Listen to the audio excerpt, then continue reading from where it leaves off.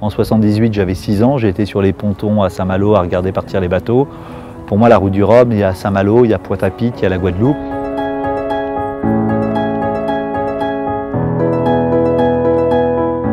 L'idée cette année avec la région Guadeloupe, c'était de faire encore évoluer la course. On passe de 91 bateaux à 123 bateaux, 50 classes 40, donc dans une catégorie, donc, qui va être quasiment la course la plus difficile à gagner dans sa catégorie, avec des marins qui reviennent du Vendée Globe, des marins qui ont gagné la solitaire du Figaro, qui seront dans cette catégorie et qui vont arriver à partir du 18 octobre, et puis des bateaux aussi qui vont aller très très vite.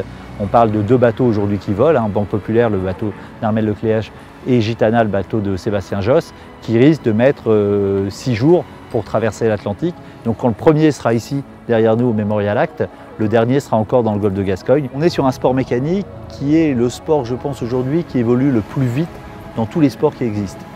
En Formule 1, entre les années 80 et aujourd'hui, les Formule 1 vont moins vite qu'avant.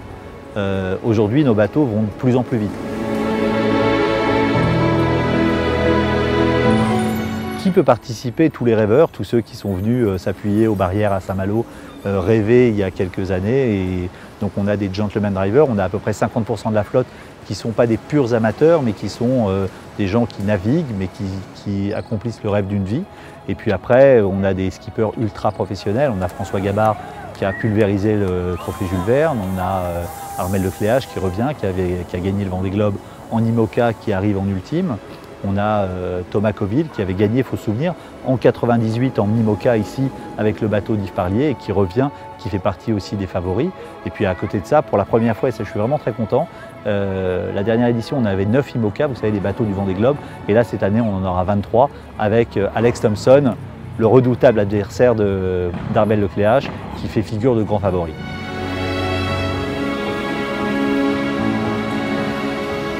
On part de Saint-Malo, de la pointe du Groin, on va parer une bouée au Cap Fréhel, et puis après, tête à l'anglais ici, la bouée de Basse-Terre qui est aujourd'hui symbolique, même si elle n'est pas forcément aimée des marins, parce que c'est le dernier col, c'est un peu l'Alpe d'Huez pour eux, pour atteindre cette bouée maudite sans vent.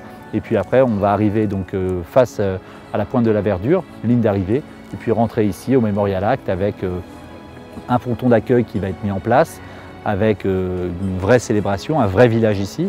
On parle de 150 chapiteaux sur l'espace, et puis d'autres villages pour rythmer justement cette route du Rhum.